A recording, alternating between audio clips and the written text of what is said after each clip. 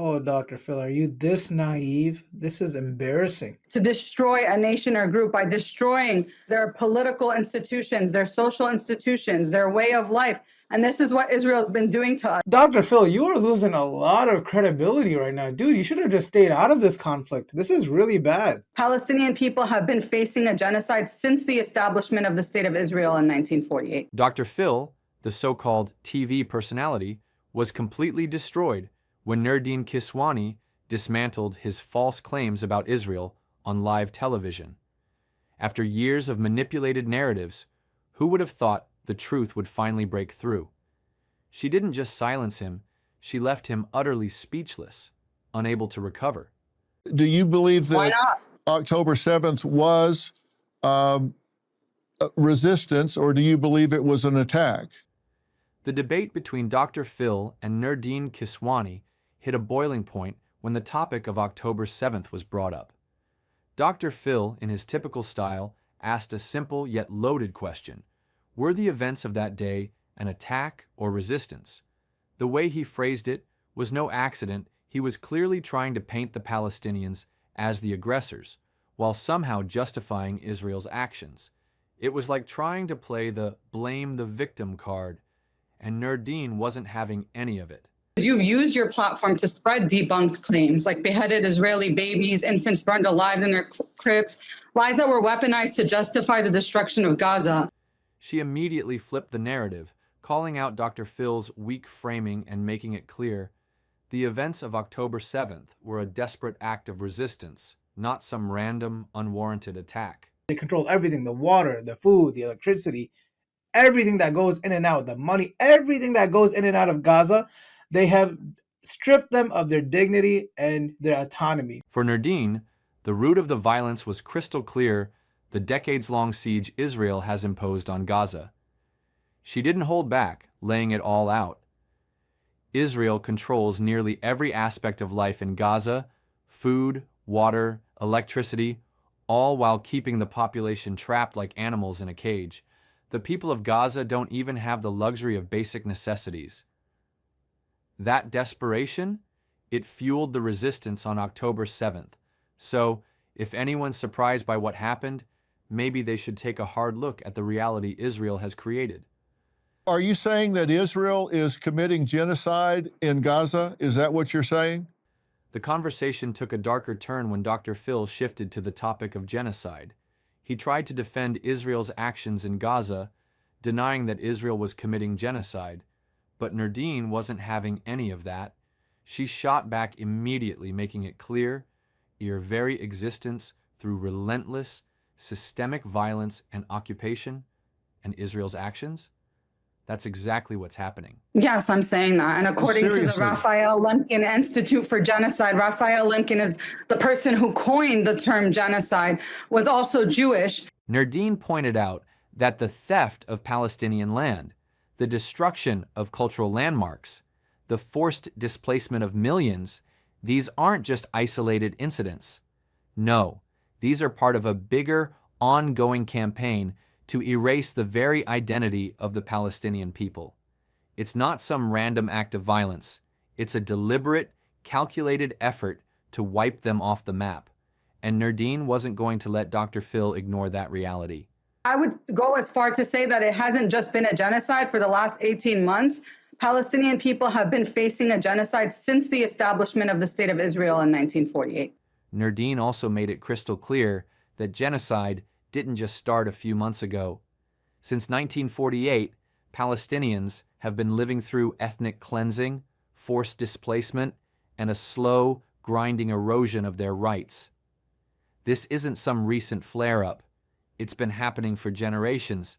And it's a reality Dr. Phil just couldn't or didn't want to wrap his head around. They provide food, they provide water, they provide aid, they allow for evacuations, they warn civilians before airstrikes so they can minimize harm. Dr. Phil's defense of Israel during his debate with Nerdeen Kiswani was nothing more than the same tired narrative we've all heard 1,000 times: the claim that Israel is some sort of benevolent hero, providing food, water, and evacuation routes to Palestinians. Apparently, that's supposed to prove their goodwill, as if throwing crumbs at people justifies decades of suffering. It's almost laughable how he thinks this feeble defense can mask the reality on the ground. They're the ones restricting water. They're the ones who made Palestinians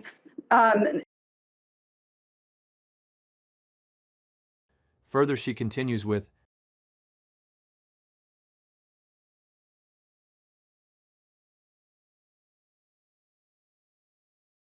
however, Nerdeen wasted no time dismantling this fairy tale. She pointed out the inconvenient truth that Israel controls every single thing that enters or leaves Gaza, choking off the flow of food, medicine, and basic necessities. Palestinians aren't surviving, they're being suffocated. The notion that Israel is handing out aid like some charitable benefactor is a complete joke. Nerdeen nailed it when she said these so-called acts of goodwill are really just about control, not compassion.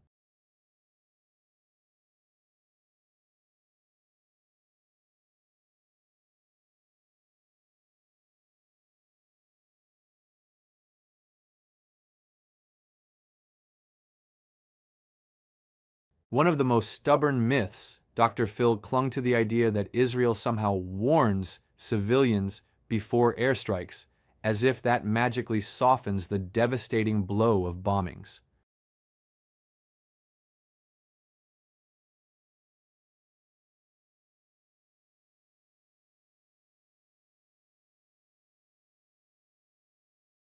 But Nerdeen wasn't having any of it, and shut this myth down with brutal clarity. She pointed out that while Israel may throw out a few warnings, the blockade ensures Palestinians have nowhere to escape by trapping them in an ever-tightening noose. Civilians are told to evacuate, but how can they when they're locked in a cage? Gaza's infrastructure is shattered, and Israel won't even allow real evacuations. The idea that a warning somehow softens the impact of these bombings is a grotesque oversimplification of the horrific reality Palestinians face every single day.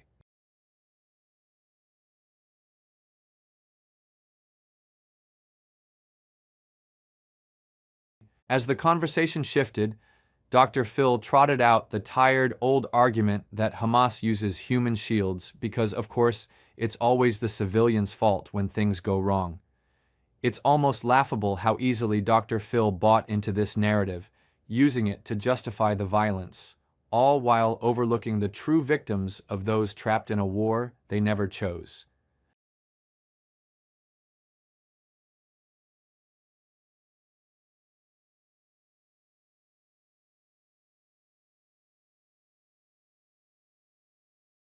But Nerdeen flipped the script with devastating precision. She argued that the real human shields are the Palestinians themselves forced into a corner by Israel. They have no choice but to live in overcrowded, dangerous conditions, trapped under a brutal siege. Palestinians aren't hiding behind Hamas fighters. They're scrambling to survive, hiding from the full force of Israel's military might. It's a chilling reality, and Nerdeen laid it out without hesitation. These people aren't pawns in a war. They're the victims of a system designed to suffocate them.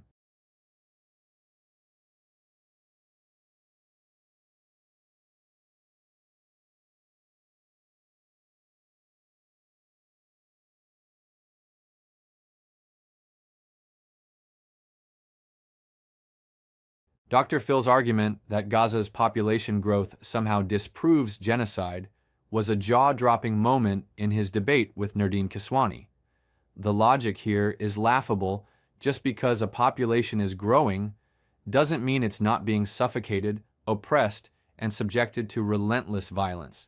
It's almost as if he thinks numbers alone can erase the brutal reality on the ground.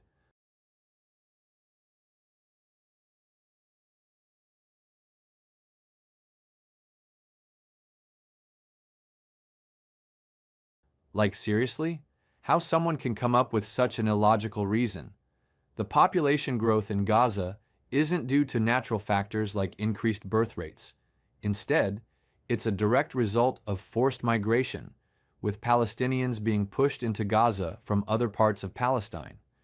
These people didn't choose to move there. They were displaced by Israeli policies and the ongoing occupation.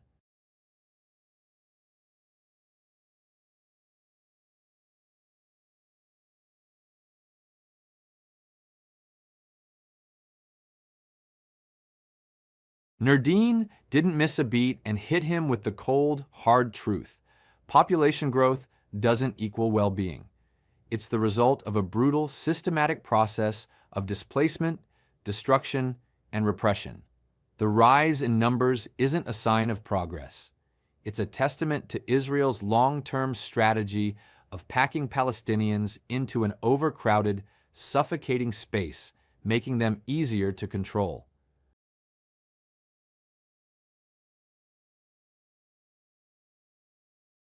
Rather than facing the harsh realities behind this population increase, Dr. Phil twisted it into a convenient excuse to deny the genocide. Nerdeen called him out for what was a manipulation of statistics to push a dangerously misleading narrative. Instead of confronting the truth, he tried to use numbers as a shield to deflect from the real horror.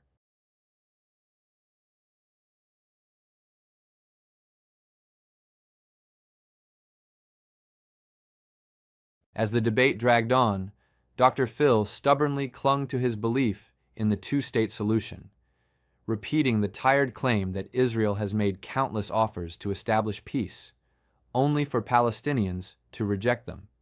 The sheer audacity of claiming Israel is the generous party here is breathtaking, especially when it's clear who's really been rejected: peace, justice, and freedom for the Palestinians.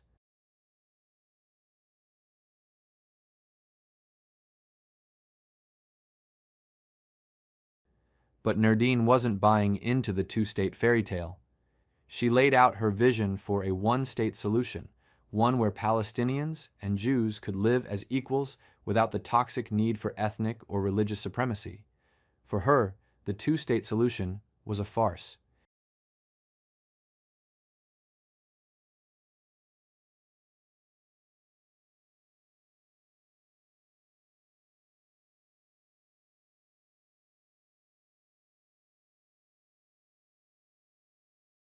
In the final moments of the debate, Nerdeen landed a powerful blow by calling out Dr. Phil's hypocrisy. Dr. Phil continued to defend Israel's colonial actions, ignoring the historical trauma Palestinians have faced since 1948: ethnic cleansing, displacement, and systemic violence.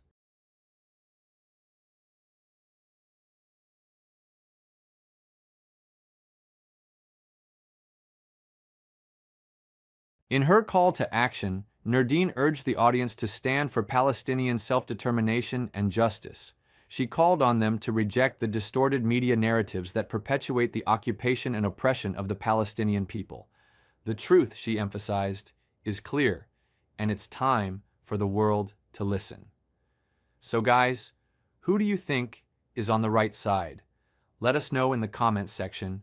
Do like, share, and subscribe.